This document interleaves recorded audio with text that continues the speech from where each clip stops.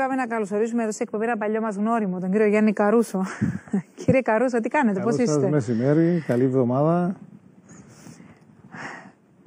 Η ζωή χωρίς την Υπουργεία είναι σαφώς πιο χαλαρή, αλλά βλέπω, κύριε Καρούσο, και έχετε ανακοινώσει πώς διεκδικείτε τη θέση του Περιφερειάρχη αμοχώς τους στις επερχόμενες εκλογές της τοπικής αυτοδιοίκησης. Αν και είχατε πει κάπου ότι δεν θα ασχοληθείτε ξανά με τα κοινά, αν δεν κάνω λάθος.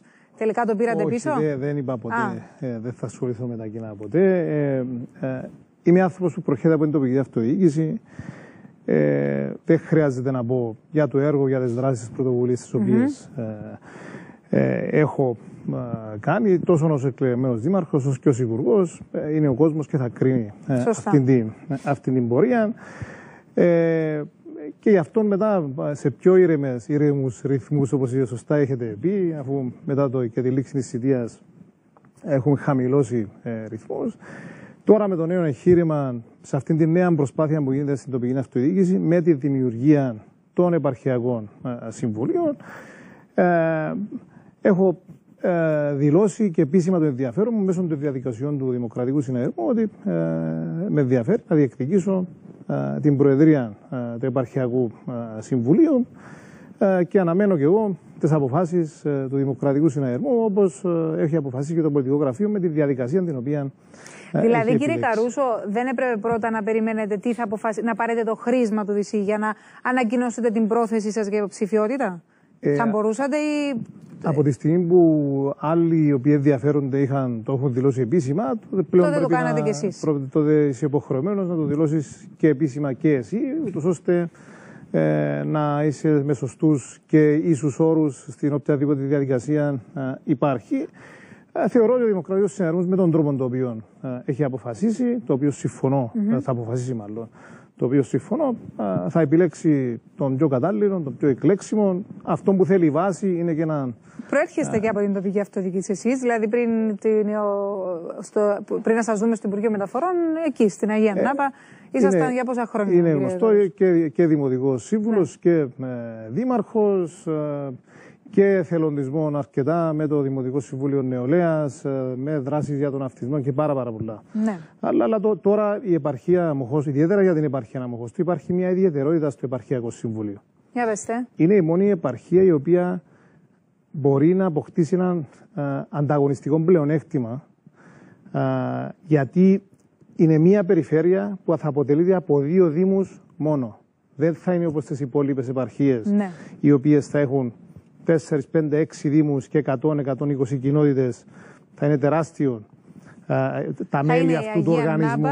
Θα είναι ο Δήμος Αγίας Νάπας, ο νέος Δήμος Αγίας Νάπας και ο Δήμος Παραλιμνίου Δερίνιας. Επομένως θα είναι ουσιαστικά ένας περιφερειάρχης με 2 δημάρχους, οι οποίοι θα πάρουν και την εξουσία που δεν είχαν μέχρι σήμερα, αυτήν της πολεοδομικής αρχής, που είναι πάρα πολύ σημαντικό και είναι κάτι το οποίο μας έλειπε από την επαρχία Αμοχώς του. Είναι σημαντικό όλα αυτά να χτιστούν πάνω σε γερά θεμέλια, ούτως ώστε να πετύχουμε να αποκτήσουμε αυτόν τον ανταγωνιστικό πλεονέκτημα το οποίο έχω πει. Δηλαδή έχει πολλά να κερδίσει η επαρχία Αμοχώς του με τον τρόπο τον οποίο τελικά προχωρεί αυτή η μεταρρύθμιση, και το πρώτο και πιο σημαντικό είναι το γεγονός ότι είναι μια περιφέρεια από 2 δήμους που ουσιαστικά όσα θα υποφελούνται δηλαδή οι υπόλοιπες περιφέρειες που έχουν περισσότερους δήμους, θα τα παίρνει μόνο 2 στο δικό σας περιφέρεια. Θα είναι πιο ευέλικτη, θα υπάρχει αμεσότητα με τους δήμους, επειδή θα αποτελείται από αυτούς τους 2 δήμους, και τα μέλη του Επαρχιακού Συμβουλίου θα είναι η Δημοτική Συμβούλια αυτών των 2 δήμων. Να πούμε κάτι, κύριε Καρούσο, όλα θα είναι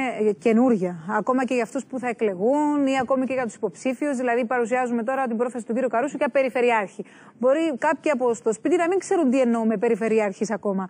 Τώρα μπαίνουμε στη συζήτηση για να μάθουμε και εμείς και εσείς και ο κόσμος ποιος θα είναι ο ρόλος του καθενός από τον Ιούνιο και μετά. Υπάρχουν πολλές αλλαγές. Το Επαρχιακό Συμβούλιο θα αναλάβει ουσιαστικά την αδειοδότηση, άδειες οικοδομής, άδειες πολεοδομικές.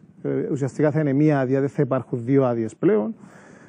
Τα συμβούλια αποχετεύσεως, τα συμβούλια υδατοπρομήθειας, θέματα διαχείρισης αποβλήτων, ταχυτή, περιβαλλοντικά θέματα, ουσιαστικά θέματα στρατηγικής, σχεδιασμών και έργων έρχονται σε αυτόν το Επαρχιακό Συμβούλιο, το οποίο Για μένα έχει δύο ρόλους να διαδραματίσει.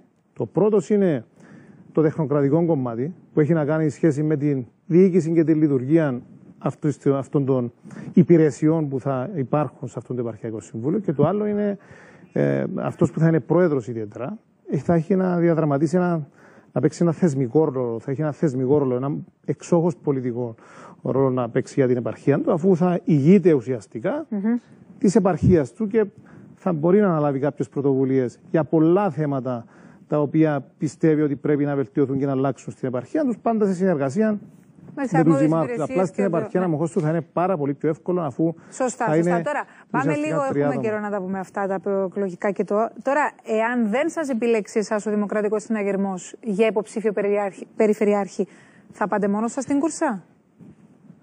Όπως έχω δηλώσει, συμμετέχω στις διαδικασίες του Δημοκρατικού Συναγερμού. Είμαι μέλος του Δημοκρατικού Συναγερμού και συμμετέχω στις διαδικασίες. Δεν υπάρχει να πούμε κάτι περισσότερο. Δεν υπάρχει να πούμε κάτι περισσότερο. Είσαστε αποφασισμένος να την διεκδικήσετε έτσι κι αλλιώς? Περιμένω την απόφαση του Δημοκρατικού Συναγερμού. Και πότε θα είναι η απόφαση?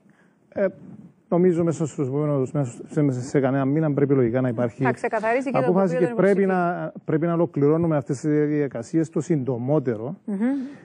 Γιατί πρέπει να βγείτε στον κόσμο να το εξηγήσετε, να καταλάβει και πέραν από τα προεκλογικά σας. Δυστυχώς έχει ξεκινήσει μια προεκλογική περίοδος πολύ νωρίς, που δεν κάνει καλό γενικότερα στην κοινωνία ή στην τοπική αυτοδιοίκηση. Έχετε δίκιο, κύριε Καρούσο.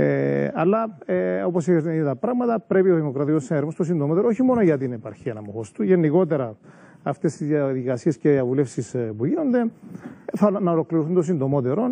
Προχωρούν αρκετά εξ όσων γνωρίζω και μέσα στον επόμενο μήνα πρέπει να καταλήξουμε κάπου, ώστε αυτοί που θα είναι υποψήφοι να το γνωρίζουν και να πάμε παρακάτω. Να ενημερώσουν τους καλή επιτυχία, κύριε Καρούσο. Θα τα ξαναπούμε σίγουρα. Να είστε καλά.